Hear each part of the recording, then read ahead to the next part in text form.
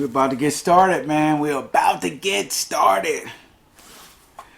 What's up, gang? How you guys doing? It is Lieutenant Sal Blue, 28-year law enforcement veteran and the author of the top 25 mistakes en route to the good life, man. Coming at you with tons of goodness, tons of great ideas, tons of concepts, and more than anything, all my mistakes. That's right. Putting it out there, full transparency, letting you guys know right here, right now, don't make some of the same mistakes I did, because you will have a bad life. So listen, man, let's get right into it, because I already started in my morning commute talking to my guys, my fans on Spotify. And so while talking to them, I talked about one of the topics that is LOVE, love. That was the topic that I said I was going to talk about today. So let's get into it. Let's get into it, guys. I just want to tell you that since we're talking about love, I put on one of my favorite shirts. I love this shirt, right? I love this shirt. This shirt got all type of holes in it and everything in the back for me pulling it over. And I've had this shirt for 20 years and washed it, and it needs to go. And my wife keeps trying to throw it in the trash, but I told her it's my favorite shirt. It's super comfortable. So I wear it all the time now. You know, I like to lounge around in it. And so because I wear it all the time, it gets washed a lot. And hey, I love it, right? I love it. So so I just use the word love. And I'm talking about a shirt, right? And talking about a shirt, and you can use it in many different forms. And the question of the day is, in the podcast, what is love, right? What does it mean to you? What does love mean to you as an individual, as a family member, as a husband, as a wife, as a child, as a man, as a woman? What is love to you? What is love, right? So I said, let me look it up in the dictionary before I start sprouting out my feelings about what love is, right? And I'll tell you what, in a dictionary, what it says about love is an intense feeling of deep affection, right? That is the first one that it talks about. And this is used as a noun, right? Another definition that the dictionary uses is a great interest and pleasure in something, right? So a great interest and pleasure in something. And maybe like I love football, right? So maybe they use it as that. So an intense feeling, maybe people find love in their children, right? So that is like another one, a deep, intense feeling, right? Mothers really, really love their children, right? So as a verb, I looked at it as a verb. What does it mean as a verb? And it's sort of the same things as a noun a little bit, but in motion, right? It is a feeling of deep affection for someone. And I text in a parenthesis, they put sister, right? So I really love my sister, which I do, right? I love my sister. And the second definition as a verb was a like or enjoy very much. Like I love dancing, right? My wife loves dancing. She's a little ballroom dancer self. So yeah, so dancing, right? So those are the two definitions. But as I looked at those definitions, and I looked at several others and synonyms and antonyms of the definitions of love, what's the opposite of love? And what I found was that I found one that I think that most of us think about when it comes to love, right? And that is a feeling of deep romantic and sexual attachment to someone, right? So when people think of love, right, you don't think of all of those other things, and you may, right, in the back of your head, but I think up front you think of this definition right here, right? The feeling of deep romantic or sexual attachment to someone. So for most of us, this is where the definition of love gets muddled, right? So I would probably want to break it down a little bit so that maybe we can get something out of this at the end and you guys could have a firm understanding of the direction that you would like to take when it comes to love, right? Since we're talking about love in today's podcast, let's get through it in the best way possible, a way that will help you guys to have the best life possible later on down the line. So this romantic feeling, this deep romantic feeling, or the sexual attachment, to someone, and that gets muddled. And the reason why it gets muddled this way is because most of us hold in our minds a different idea, or several different ideas, when it comes to romance, right? When it comes to attraction, right? Being attracted to somebody. When it comes to sexual attraction, right? When it comes to sexual desire for somebody, and how it all relates to love. See, that's where it begins to get muddled for people, because a lot of people have different type of upbringings, religious upbringings, very strict upbringings that barred a lot of those things and made them taboo in people's lives, right? Sexual attraction, for one thing, right? And sexual desire. In a lot of religions, this is just a sin just to think about it. Just to think about it is a sin in many, many religions, right? And so if you can't think about sexual attraction and you can't think about sexual desire without it being a sin, then how can you tell yourself that you're in love with somebody, right? Or you have the feeling of love? No, you start to try to compartmentalize those feelings over here, right? And then you take a person who you say you love and you use the things that they show on TV, like the Harlequin romance, right? Romance, just attraction to who they are deep inside and how you feel about them, right?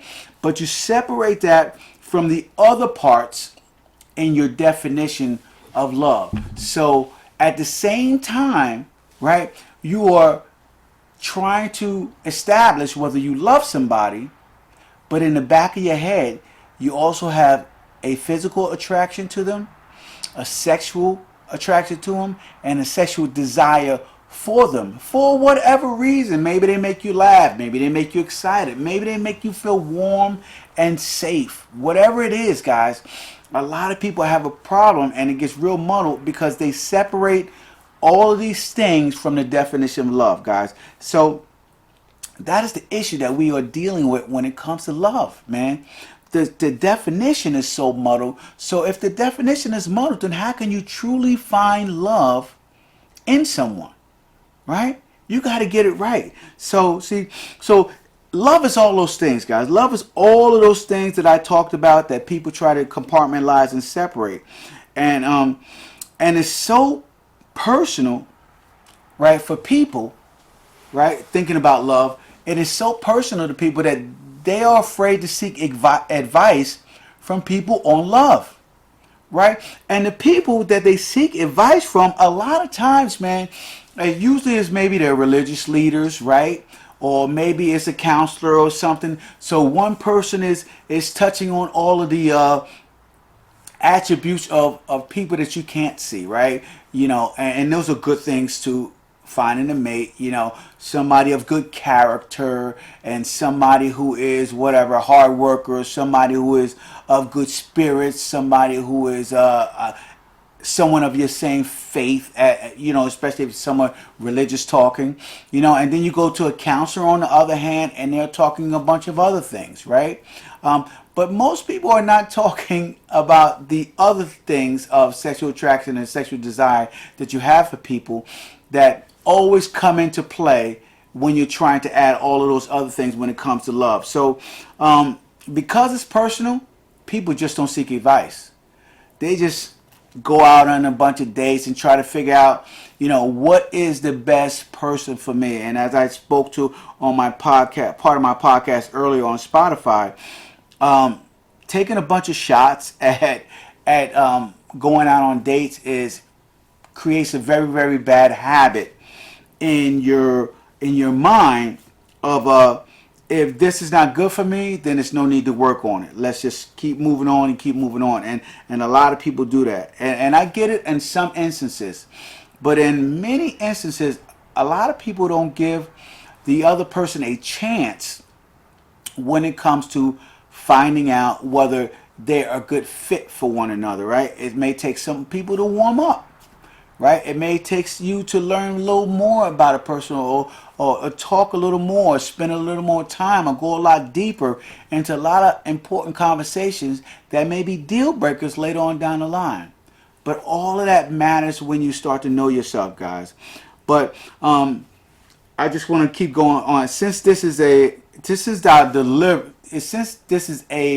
dilemma for so many love seekers, right? What do? How do we figure this out? Where do we go from this point? Now we know we are in the mix. We're in deep, man. We are muddled in this thing called love, and we're trying to find out if I can get a mate in my life, if I can get someone that I love, if I can get someone that I care for, if I can get someone to spend the rest of their lives with me. Can I get somebody to complete me? That's right. That's what people are saying, man. Complete me. That is the typical movie thing. And a lot of people are running around and they're trying to get people to complete them. And some of us even make the mistake of not only how do I find love, right? Asking that question. But some of us make the mistake of tying love to happiness, guys. And when you begin to tie love to your overall happiness, you change who you are as a person, from someone who would more so attract people to someone who kind of deters people, because you haven't found love, you feel that you're not as happy, and you go about your conversations with people different. You go about the time you spend around people a little different, and you sort of have a sort of dissatisfaction about yourself and who you are, and so you walk around a lot of times with just a lot less joy in you, So before I go any further, I want you guys to understand that you may not be perfect, right? You may not be perfect, but you are complete. Do you understand me? You may not be perfect, but you're complete. And so what does that mean, that you are complete? When I say that you are complete, guys, what it means is that right? Is that everything you need in life to become happy is already inside of you. That's right. Everything you need to become happy is already inside of you. You don't have to, no one needs to complete you. Right? No one needs to do certain things for you to be happy, right? Nobody needs to take you out to dinner to be happy. Nobody needs to buy you nice clothes to be happy. Nobody needs to cook dinner for you like your mom used to do to make you happy. Nobody needs to do your laundry and all these things to make you happy. Nobody has to give you the best sex in the world to make you happy. Nobody has to do all of those things to make you happy, guys, right? Everything that you have is right inside of you. So when you begin to understand that, right, that is the key factor. That is the game changer, right? I also want you guys to know that people are drawn to people who are already happy. Can you get this? People are drawn to people who are already happy. That's right. So happy people draw happy people, man. And happy people draw miserable people as well, man. Because miserable people don't want to be around other miserable people. So start being happy. Are you right? And it all starts with gratitude and appreciating what you got in life in order to truly start to evolve to a different person. So as I told you, right? People are also drawn to people who are not looking for love, but instead living their lives fully in love with the life that they're living, right? So understand that too concept. Now, if you have everything that's inside of you and you're fully complete, right? And you're also very grateful, so you're also very happy, right? Also, you have things, you're ambitious, you have goals and things that you're doing in life, and you are in full stream of your life, living it. So you're fully in love with your life that you're living. People are attracted to that. That is what draws people to you, right? So you draw people in the midst of living your life. You don't go out seeking people to complete your life. You don't go out seeking people to add to your life. People are drawn to you just by living your life and doing your thing and who you are, guys. So people are drawn to that. So when you start living your life as if you have everything you need, getting what you want will find its way to you. I want to say that one more time, right? When you start living your life as if you have everything you need, getting what you want will find its way to you. Now, I started this podcast today, even earlier this morning, I started this podcast with the question of what is love, right? What is love? And I feel I would be remiss in my duties if I didn't tell you how or the way I define love and how it changed my life and my relationship with the people who I love the most. People who are in my life, my wife, my children, my family, right? People I love the most. So, many years ago, before me and my wife met, I had a mentor that came along, and he was just working on different parts of me, different parts of my life, from my health to my finances to my wealth building to my relationships. He was just helping me to just become a better me, right? And he had the embarrassing conversation of me about relationships, right? And he asked me, how much should I put into a relationship, right? What do I feel should be my percentage that I should add to a relationship? And I told him, relationships should be 50-50, I come halfway, you come halfway. I come halfway, you come halfway. And I said that with confidence, right? And so, even more embarrassing, I was just talking about just friendships and friends and people that I work with and people that I'm around. That's because that's what I thought he was talking about. And so he got even deeper and made me feel even dumber. He said, well, let me ask you another question, right? How much should you put into a romantic relationship? Somebody who you're courting, somebody who you are falling in love with, somebody who you want to marry, somebody who you want to spend the rest of your life with. How much should you put in a romantic relationship? And see, I was coming from a point in my life where I was burnt in some relationships and they just didn't work out right? For whatever reason, doesn't even matter at this point in time, right? And so I told him, about my situation and being burnt. And I told him, I said, listen, that person should give me 100%, okay, in a relationship. And if I feel that they are the person that I need to be with in my life, then I will begin to give them more and more as they gradually prove themselves to me in a relationship. Basically, that's what I was saying. I would start off with 10%, then 20%, then 30%, on my way up to 100%. And that is how people operate in a lot of relationships in their life. And so I said that with the best of confidence. The best of confidence because I was around a horrible circle of influence who also felt that way. And he looked at me and he said, you are 100% wrong. How about that? And so he explained to me that in relationship, you should go into every single relationship that you are in, whether it's romantic, whether it's a friendship, no matter what the relationship is, 100% to zero, right? That means you go into a relationship, right, giving 100% and looking for zero in return from the person who you're giving 100% to, right? And so in my mind, all I'm thinking is that if I give somebody 100% and not looking for nothing, it gives them the opportunity to burn me. And the truth is, yes, it does, guys. Yes, it does. And wouldn't you rather get that person out of the way quick, fast, in a hurry, than spend your entire life weaning them with 10%, 10%, 10%, all to find out that once you get to 100% that they're not the person that you thought they were, right? So understand that, guys, when it comes to relationship, that 100% to 0% is very, very powerful. When you start giving people 100% and not looking for anything in return, right? You then reap the benefits of the law of reciprocity. The universe will give you back all the love you need. The universe will give you back all the care you need. The universe will give you back everything you need in your life tenfold.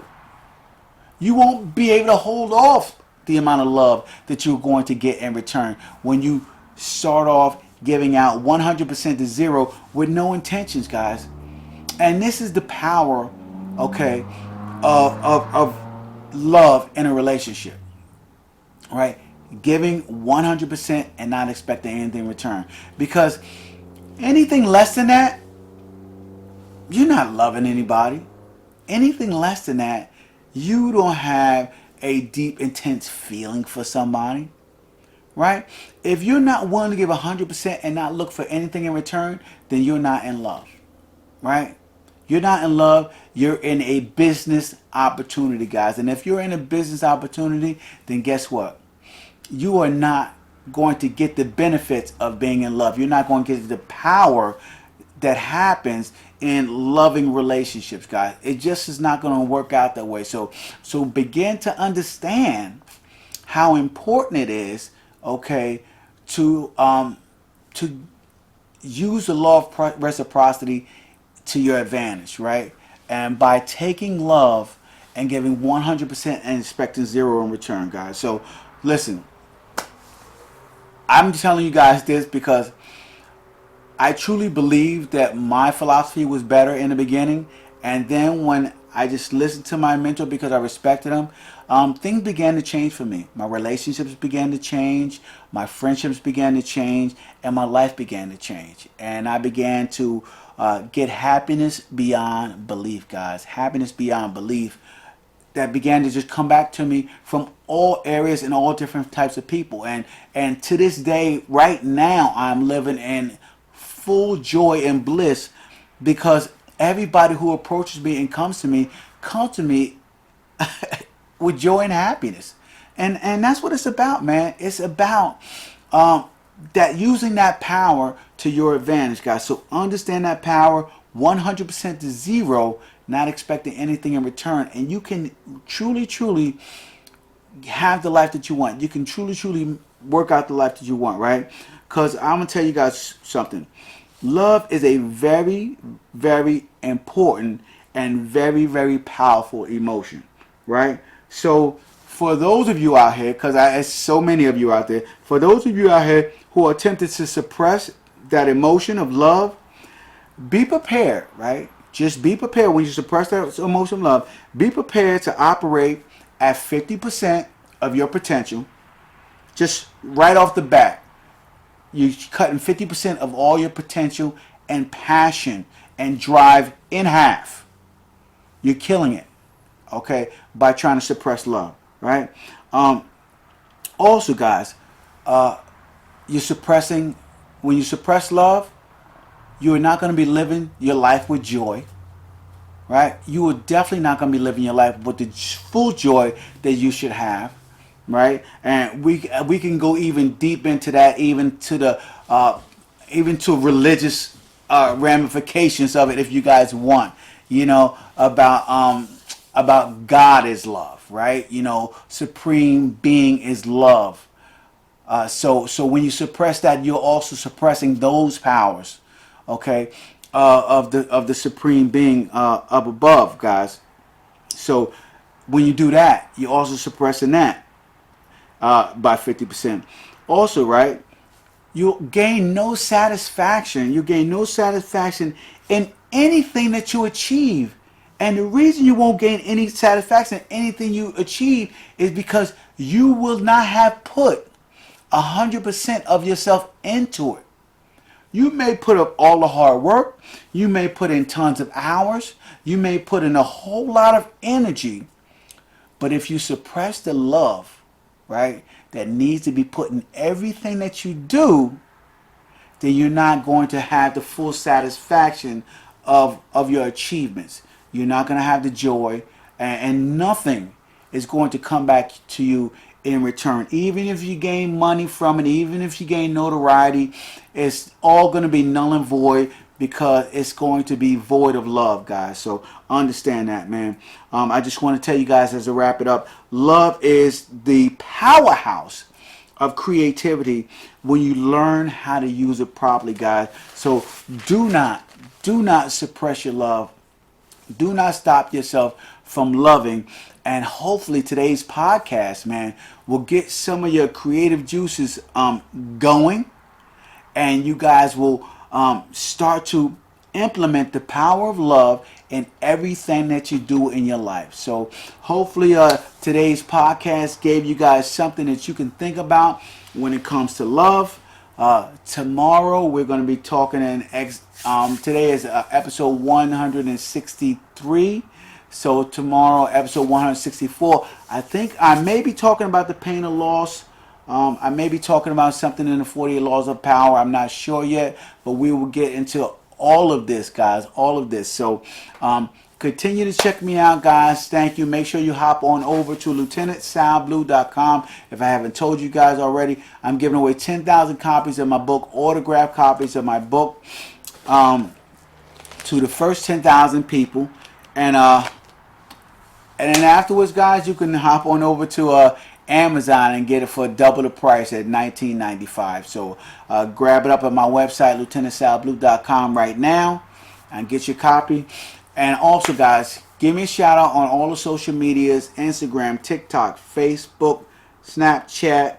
I'm also doing blogs on Blogger, and I'm also doing posts on Reddit. So check me at all of those platforms at lieutenantsalblue.com. And I'll talk to you guys tomorrow with my podcast tomorrow, man. You guys have a fantastic evening. And if there's any incredible video editors out there that can help me to figure out a intro and an exit to my to my videos, my podcast videos, then come on over, check me out, and help me out. I'll hire you. All right. I'll talk to you later. Have a great night. Deuces.